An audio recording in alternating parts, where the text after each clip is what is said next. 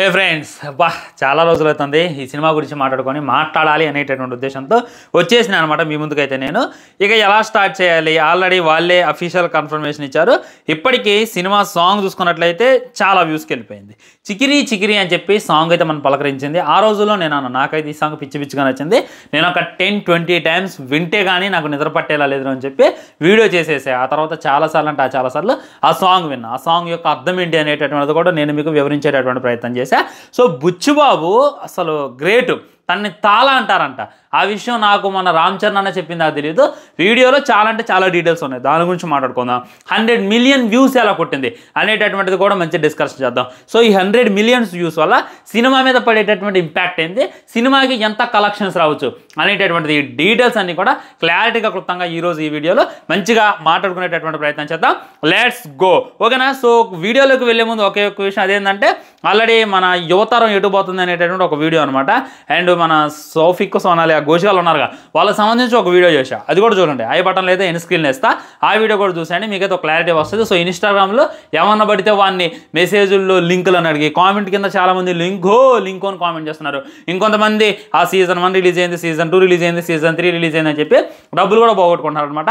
వాళ్ళని వివరిస్తూ ఒక వీడియో అయితే చేశా, అది కూడా చూసేటటువంటి ప్రయత్నం చేయండి. అండ్ చికిరికి వచ్చినట్లయితే సాంగ్ 100 మిలియన్ వ్యూస్ కొట్టింది అనేటటువంటి సందర్భంలో మన మూవీ టీం ఒక మేకింగ్ వీడియోని అయితే రిలీజ్ చేసింది.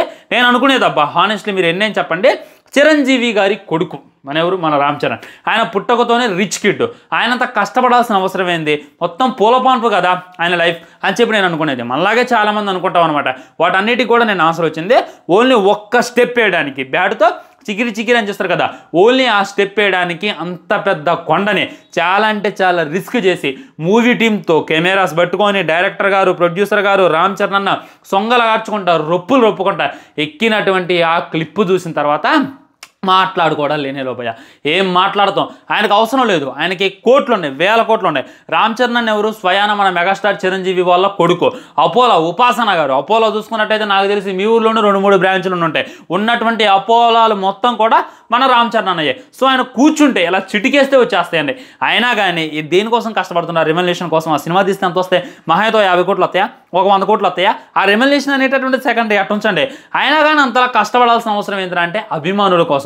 అభిమానులు థియేటర్కి వచ్చి విజిలేసి కాళ్ళ ఎగరేసి బా మేము ఈరోజు సాటిస్ఫై అయ్యారా, మా హీరో ఇదిరా అని చెప్పి చెప్పుకునేటటువంటి సిచ్యువేషన్ కోసం మన హీరోలు ఎంతలా కష్టపడతారు అనేటటువంటి ఫీలింగ్ కూడా నాకు కలిగిందనమాట.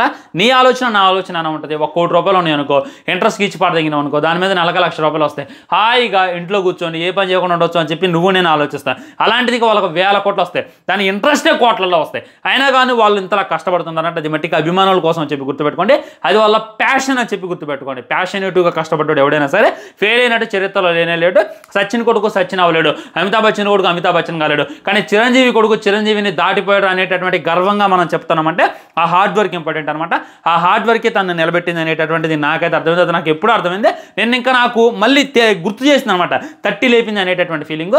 అంత పెద్ద కొండని అలా ఎక్కటం, ఆ డ్రెస్లో ఎక్కటం, ఆ రొప్పులు అంతెత్తి మళ్ళీ ఫ్రెష్గా ఆ స్టెప్ వేయడం ఏదైతే ఉందో నేనైతే అస్సలు మర్చిపోలేను. వేరే లెవెల్ అంటే వేరే లెవెల్. అండ్ బుచ్చిబాబు కూడా రామ్ చరణ్తో మాట్లాడుతున్నాను అనమాట. మీ చిరుత సినిమా వస్తున్నప్పుడు మేము చాలా ఎగ్జైటింగ్గా ఉన్నాం సార్, వెయిట్ చేస్తూ ఉన్నాం సినిమా ఎలా ఉంటుంది, స్క్రీన్ మీద రామ్ చరణ్ గారు ఎలా కనబడతారు అనేటటువంటి దాని కోసం బాగా వెయిట్ చేశాం. ఆ తర్వాత సినిమా రిలీజ్ అయింది. సినిమా అయిపోయిన తర్వాత కూడా థియేటర్ వాళ్ళతో మాట్లాడుకొని ఆ సాంగ్స్ మీరు ఆ స్టెప్స్ వేశారు కదా, ఆ స్టెప్స్ అన్నీ కూడా మేము మళ్ళీ రిపీటెడ్గా చూసాం అనేటటువంటి మాట బుచ్చిబాబు గారు చెప్పిన తర్వాత నువ్వు మాకన్నా కల్ట్ ఫ్యాన్ లాగా ఉన్నావుగా, మేము నీ అభిమానం ముందు బనికిరామేమో అనేటటువంటి ఫీలింగ్ కూడా నాకు కలిగిందనమాట. ఎందుకంటే మెగాస్టార్ చిరంజీవి కొడుకు డెబ్యూ ఇస్తాడు అంటే ఆ రోజుల్లో ఉన్నటువంటి హైప్ అంతా ఇంత కాదు. ఏ డైరెక్టర్ కూడా దాన్ని హ్యాండిల్ చేయలేకపోయాడు. రాజమౌళి గారు సైతం చెప్పారు, వామో చిరంజీవి కొడుకునే నేను హ్యాండిల్ చేయగలను అని చెప్పి రాజమౌళి గారు జంకితే పూరి జగన్నాథ్ మట్టికి నేను హ్యాండిల్ చేయగలను అని చెప్పి చిరుత అనేటటువంటి సినిమా తీసి ఫస్ట్ సినిమాతోనే బ్లాక్ బస్టర్, సెకండ్ సినిమాతోనే ఇండస్ట్రీ హిట్ వచ్చేసింది అనమాట. సో ఆ రోజుల్లోనే రామ్ చరణ్ క్రేజ్ ఆ రేంజ్లో ఉండేది. ఆ తర్వాత కొద్దిగా అటు ఇటు సినిమాలు తీసి అటు ఇటుగా అయింది, కానీ మళ్ళీ తర్వాత ఆయన ఊపందుకున్నాడు అనమాట. అందుకే మెగాస్టార్ చిరంజీవి గారిని దాటిపోయారు అనేటటువంటి ఫీలింగ్ కూడా నాకు కలిగింది. ఈ విధంగా సందీప్ రెడ్డి వంగా చూసుకున్నట్లయితే మన మెగాస్టార్ చిరంజీవి గారికి పెద్ద ఫ్యాన్. ఆయన ఇచ్చినటువంటి ఒక్క ఎక్స్ప్రెషన్ ఆయన స్టూడియోలో పెట్టుకొని హైలైట్ చేసిండు. ఇప్పుడు బుచ్చిబాబు గారు రామ్ చరణ్కి ఎంత అభిమాని, చిరంజీవి గారికి ఎంత అభిమాని అనేటటువంటిది మనకైతే క్లియర్గా అర్థమైందనమాట.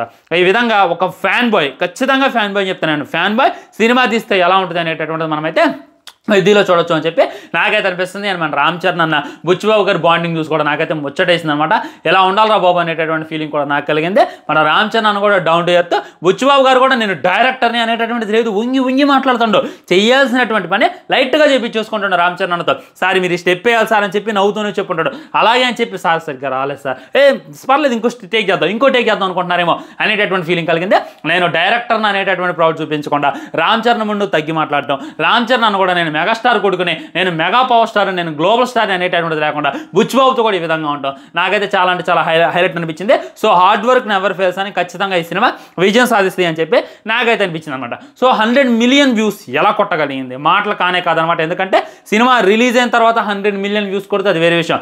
అది రిలీజ్ కన్నా ముందు రిలీజ్ అయినటువంటి జస్ట్ 10 రోజుల్లోనే 100 మిలియన్ వ్యూస్ కొట్టాలంటే దాంట్లో ఎంత దమ్ముండాలి అనేటటువంటిది అర్థం చేసుకోండి. నేను మళ్ళీ చెప్తున్నా, చాలామంది ట్రోల్ చేశారు సాంగ్ రిలీజ్ అయినప్పుడు రామ్ చరణ్ అన్న స్టెప్ ఏంది అండ్ ఏందో ఐఫోన్ ఇచ్చి అదేందో బాత్రూమ్ స్టెప్స్ అయ్యి అని చెప్పి చాలామంది ట్రోల్ చేశారు. ఇవాళ ట్రోల్ అయినటువంటి సాంగే రేపు ట్రెండ్ అయ్యిద్ది అనేటటువంటిది నేను మొత్తుకొని చెప్పా.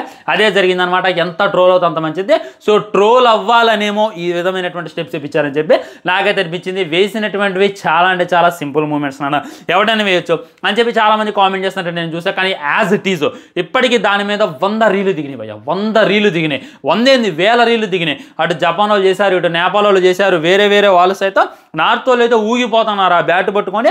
ఒకడేమో బస్సు ఎదురు ఎగురుతుండు, ఒకడేమో బస్ స్టాండ్ ఎదురు ఎగురుతున్నా కానీ రామ్ చరణ్ అన్న చేసిన దాంట్లో, రామ్ చరణ్ అన్న ఒక 100% చేసిందంటే దాంట్లో 10% కూడా ఎవడు మ్యాచ్ చేయలేకపోతున్నావు అనేటటువంటిది క్లారిటీగా చెప్పుకోవచ్చు. అంతెత్తెక్కితే కాళ్ళు అప్పటికే వాసిపోతాయి. అలాంటిది మళ్ళీ అలా కూర్చొని స్టెప్ వేయడం అయితే నిజంగా నాకైతే వేరే లెవెల్ అనిపించింది. అవన్నీ కూడా గ్రాఫిక్స్ ఏమో, అవన్నీ కూడా గ్రీన్ స్క్రీన్లో కూడా చేయొచ్చు. అంతెత్తు కొండకి కావాల్సిన అవసరం, ఆ కొండ మీద ఇలా డ్యాన్స్ చేయాల్సిన అవసరం లేనే లేదు. జస్ట్ గ్రీన్ స్క్రీన్ ముందు రామ్ చరణ్ ఒక స్టెప్ ఎత్తే దాని వెనక ఆ కొండలే పెట్టుకోవచ్చు, ఆ పర్వతాలే పెట్టుకోవచ్చు, ఆ జలపాతాలే పెట్టుకోవచ్చు, కావాల్సిన నీరు ఇవ్వచ్చు. కానీ అదొద్దు, రియలిస్టిక్గా ఉండాలి నాకు అనేటటువంటి ఉద్దేశంతో బుచ్చిబాబు గారు రామ్ చరణ్ అన్న రిక్వెస్ట్ చేసి రామ్ చరణ్ అన్న కూడా కోఆపరేట్ చేయడంతో అంత దూరం వెళ్ళి ఈ విధమైనటువంటి స్టెప్ వేశారు. అందుకే ఇది ఇంతలా క్లిక్ అయింది అనేటటువంటి ఫీలింగ్ అయితే నాకు కలిగింది. ముఖ్యంగా ఊత పదం చికిరి అనేటటువంటిది అందరి నోట మాట అయిపోయింది అనమాట. ఇందాక ఫంక్షన్కి వెళ్ళినా కూడా నాకైతే చికిరి సాంగ్ ఒక 10 టైమ్స్ వినపడుతుంది. పుణ్యమ్మ ఇంకా వినే కొద్ది వినబుద్ధి అయితేనే ఉంది. ఆ పాట అయితే ఇంకా మైండ్లో తిరుగుతుంది. ఆ ముక్కుపై కోపం అనేటటువంటిది ఇవన్నీ కూడా వేరే అనమాట. దానివల్ల ఈ లిరిక్స్ వల్ల, ఊత పదం వల్ల సాంగ్ అంతా హైలైట్ అయింది అని చెప్పి మనమైతే చెప్పుకోవచ్చు. సో సినిమా మీద ఎలాంటి ఇంపాక్ట్ ఉంటుంది అనేటటువంటిది చెప్పుకోవాలంటే ఇంకా సాంగ్స్ ఉన్నాయి, ఇంకా చాలా సాంగ్స్ ఉన్నాయి.